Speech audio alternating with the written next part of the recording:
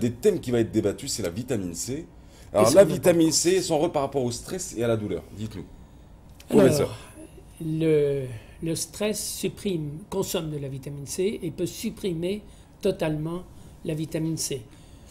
Un de mes amis australiens, le docteur Detman, a montré qu'à la demi-journée, les policiers, les infirmières, les médecins peuvent avoir 0 vitamine C dans le corps. Ouais. Sans vitamine C, il est extrêmement difficile de vivre normalement et de fonctionner, et même de survivre. Par exemple, un bébé qui n'excrète pas de la vitamine C est en danger de mort, et il va mourir. Donc la vitamine C devrait être consommée autrement que par l'alimentation, parce que dans l'alimentation, il n'y en a pas suffisamment.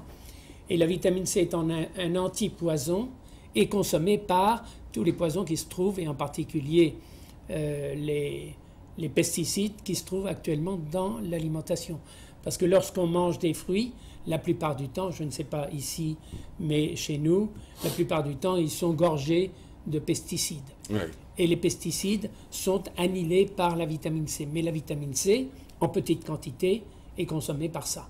Donc on est obligé d'avoir des quantités infiniment supérieures. Et à ce moment-là, vous préconisez quoi, professeur? Déjà, je préconise que tout le monde, et en particulier les enfants, prennent tous les jours un peu de vitamine C. Ça peut varier entre 3 et 10 grammes par jour. Un médecin américain, Cleaner, a dit que pour les enfants, il fallait donner 1 gramme par année d'âge jusqu'à 10 ans. Ça veut dire 1 an, 1 gramme, 5 ans, 5 grammes, 10 ans, 10 grammes. D'accord. Pour Par un jour. enfant, par jour. Et pour un enfant en bonne santé, ce qui limite considérablement la population. Et moyennant quoi, on diminue les risques de maladies infantiles. En réalité, les maladies infantiles ne sont autres qu'un scorbut infantile. Ouais. Car si on donne de la vitamine C aux enfants, ils ne font plus de maladies infantiles. Alors, mais aujourd'hui, quand on parle de cette fameuse théorie sur l'hyperconsommation de la vitamine C, il y en a beaucoup qui lèvent la main pour dire attention, on ne connaît pas encore les méfaits.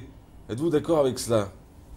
Non, c'est comment dirais-je, une réflexion qui relève de l'ignorance totale. D'accord, c'est très bien, c'est dit. C'est tout aussi. Messieurs qui m'avaient croisé après l'émission du professeur américain, vous êtes morts là. Là, vous êtes morts. Alors, du coup, ça relève de l'ignorance totale. On ne risque rien avec la vitamine C. Absolument, sauf à prendre comment dirais-je, un sac de 50 kilos sur la tête. Non, c'est la seule manière. D'accord. Aujourd'hui, aucune étude.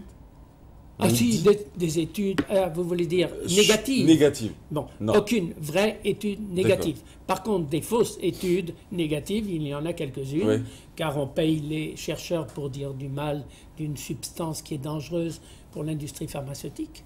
Car si tout le monde prenait un peu de vitamine C tous les jours, on consommerait... Ça enrichirait pas peut-être beaucoup de labo aussi. Hein.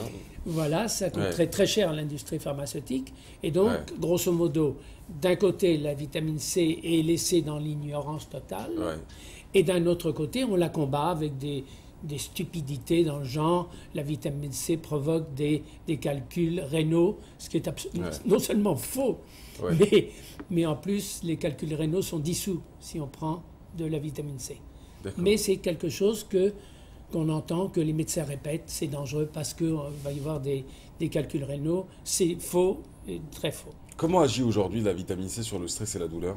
Alors, je vous l'ai dit, le stress supprime la vitamine C. Donc, si on prend de la vitamine C, on supporte le stress d'une manière extraordinaire. Et en ce qui concerne la douleur, eh bien, j'ai découvert que... Non, je n'ai pas découvert d'ailleurs, puisque c'est un certain Cameron qui a donné de la vitamine C à des cancéreux terminaux, qui étaient allongés dans leur lit, qui étaient en train de mourir et qui étaient sous morphine. Et en l'espace de 3 jours, ils se sont réveillés. On a pu leur supprimer la morphine. Ils ne souffraient pas. Et ils ont commencé à faire des projets d'avenir. Ce qui ne veut pas dire qu'ils ont tous survécu pendant des années. Il ne reste pas moins qu'un certain nombre sont sortis de l'hôpital et fonctionnaient parfaitement, à condition de continuer à prendre de la vitamine C. Alors, Gilbert-Henri Crussol, vous êtes spécialiste en odontostomatologie. Ça consiste en quoi? Odontostomatologie, c'est les médecins dentistes. Mais j'ai également eu un centre médical qui a fonctionné pendant 15 ans, où on faisait des perfusions de ce qu'on appelle la chélation.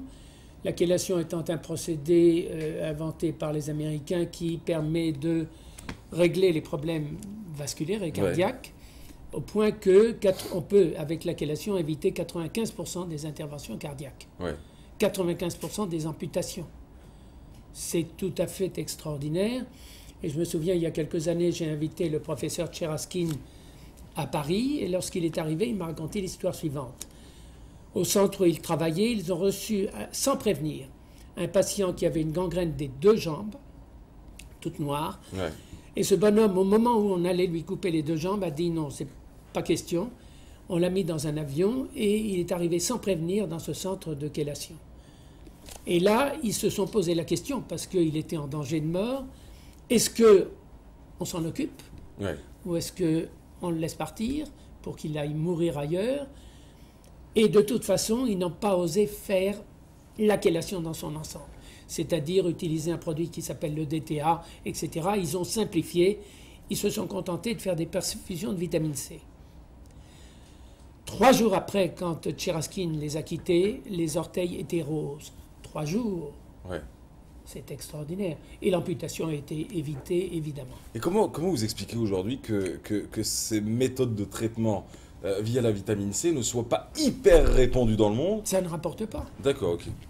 Aujourd'hui, en fin de compte, les labos pharmaceutiques dirigent le monde. Dirigent le monde. Oui, absolument.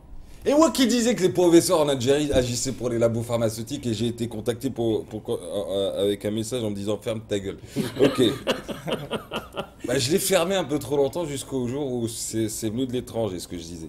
D'accord, tout simplement. En matière de douleur. En matière de douleur et de traitement de certaines pathologies. Avant de faire poser une prothèse de l'ange qui se termine par des douleurs importantes après l'opération, au point que vous avez une pompe à morphine que vous actionnez quand... Eh bien, si vous faites 30 grammes de vitamine C par voie intraveineuse avant l'opération, pas besoin de morphine. Aucune douleur. Si vous enlevez 10 dents à quelqu'un et que vous avez fait de la vitamine C avant, aucune douleur post-opératoire. Ce qui ne veut pas dire que la plaie, si on appuie dessus, n'est pas sensible, mais pas de douleur, même pas de sensation post-opératoire. D'accord.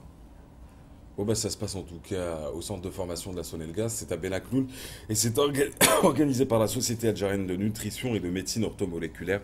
Messieurs, merci d'avoir été avec nous.